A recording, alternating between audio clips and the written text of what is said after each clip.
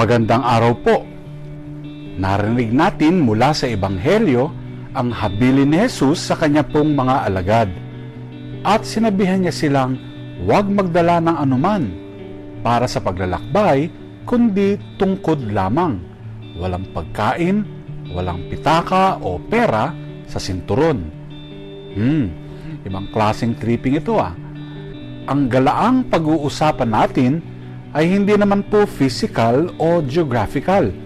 Mas malawak po ito. This is about our life's journey and how to travel light. Tignan natin ang ilang habilin sa atin ngayon ni Lord as we travel light through our own life's journey. Una, look into your issues. Tumingin sa iyong mga issue. Ilista ang mga problema at salungatan na lumilitaw sa iyong buhay ngayon. Pwede mong ilista yan siguro sa iyong note app sa iyong cellphone. Huwag naman sa blackboard, maraming makakakita niyan.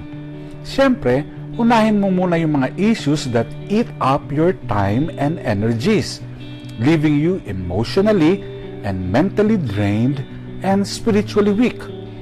Paano naapektuhan ang iyong emotional at spiritual na kalusugan ngayon dahil sa bigat ng mga isyong ito? Nakapagdadasal ka ba? Kumusta naman ang iyong pisikal na kalusugan? Hindi ka na ba makatulog? Nagkakasakit ka ba dahil sa mga ito? O kaya ikaw ba ay nakapagdudulot ng sakit sa iba dahil sa mga ito? Kapatid, ang mga issues na ito ay maaaring matagal mo nang ibinaon sa limot sa maraming taon ng pagpapanggap o pagtanggi. Kaya, alam mo, I suggest that you spend some time going through them.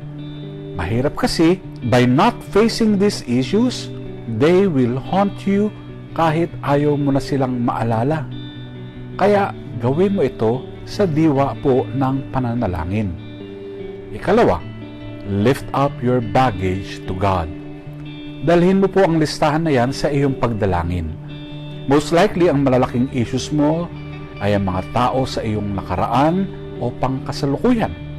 Sila ang nag-akay sa iyo sa kalalagayan mo ngayon. O hindi kaya maaaring ikaw na rin at ang ating kahinaan ang nagdala sa ating sarili sa ating situation. Dalhin mo ito kay Lord. What fears surface when you think about giving up control of those situations? Ang sabi nga sa unang sulat ni Juan, there is no fear in love, but perfect love drives out fear. Ikatlong instruction to travel light, listen to the instructions of God. Siguro nasabihan na tayo nung mga bata pa tayo, don't just sit there, do something. Ang hirap kayang sundin nun kung hindi mo naman alam ang gagawin mo, no? Pero, dito, ang instruction ni Lord ay simple. Don't just do something. Sit there and listen first. Mas magaling na magulang si Lord eh. At ano naman ba ang expected message ni Lord para sa atin? Ito po, release those unchangeable pasts to God's mercy and control one at a time, while humbly asking the Lord to fill you with His truth and wisdom.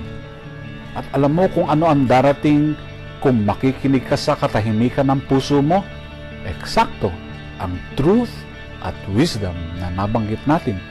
Magugulat ka sa katotohanang ipaaalala sa iyo ni Lord na, teka anak, hindi ka naman nag-iisa sa journey mo eh. Hindi ka nag-iisa sa struggles mo. Kasama mo ako. At kung tatanggapin mo ang kanyang karunungan, you will not dare travel alone again. Kaya, learn to wait. Maghintay. Instead of rushing ahead to your own solutions for each situation, practice the skill of waiting for Him to give you directions. Di ba kaya niya nga hinangaan si Maria? Dahil pinili niya munang makinig sa kanyang paanan. Consult your counselor, or your spiritual director, or your confessor. with regards to the fruits of your prayer discernment. Be open and honest. A good guide will not offer you solutions, but will only open doors and windows and avenues.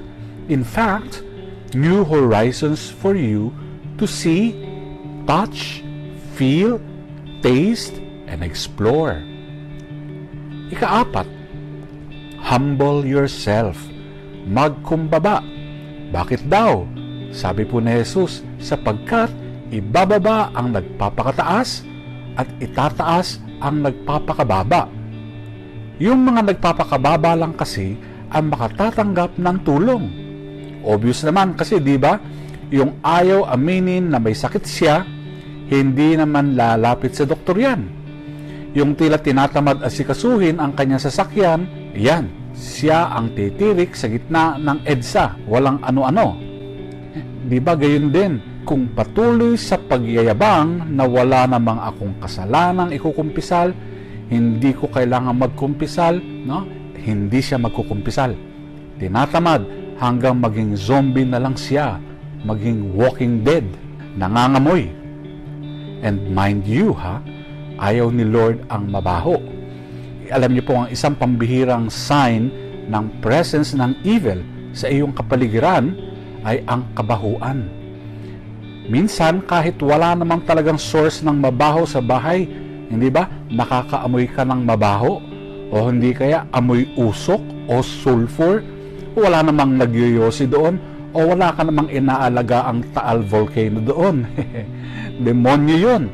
Kasi zombies na kayo sa bahay siguro. Magkumpisal. The only pangontra laban sa demonyo ay ang pagkukumpisal. Hindi ang mga anik-anik at burloloy na galing sa mga albularyo mo. Ang panglima, throw off excess baggage. Magbawas ng taba sa pagkain, sabi nga ng dietitian mo. Pero dito, ang sinasabi ni Lord sa atin, iwanan natin ang tanang pasanin at kasalanan na nakaligid sa atin at tumakbo tayo ng buong tatag sa kinahaharap nating karera. Maalala ba ninyo ang babaeng ito na mayroong very colorful past, pero pinatawad ni Lord? Ano ba ang habilin sa kanya? Go, and from now on, do not sin anymore.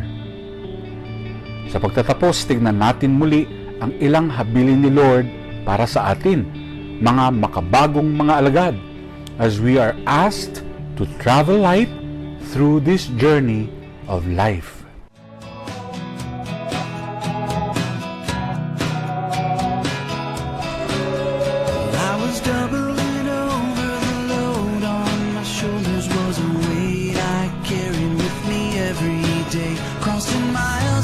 Frustrations and rivers are raging, picking up stones I found along the way. I staggered and I stumbled down pathways of trouble. I was hauling those souvenirs of misery, and with each step taken my back was breaking, till I found the one who took it all from me down by the riverside.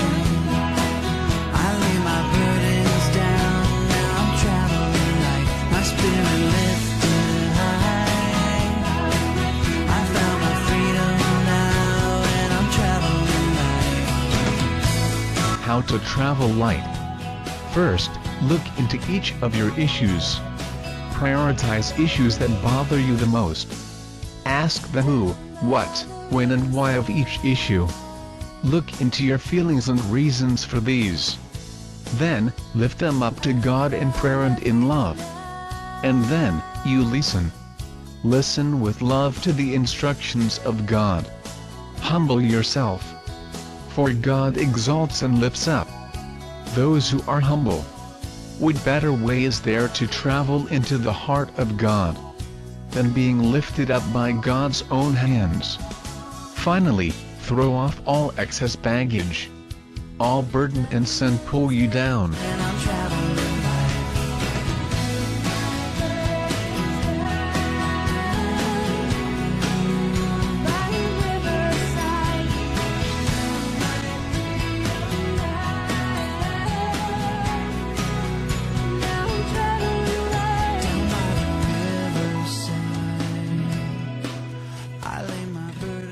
May God bless us in our journey. Amen.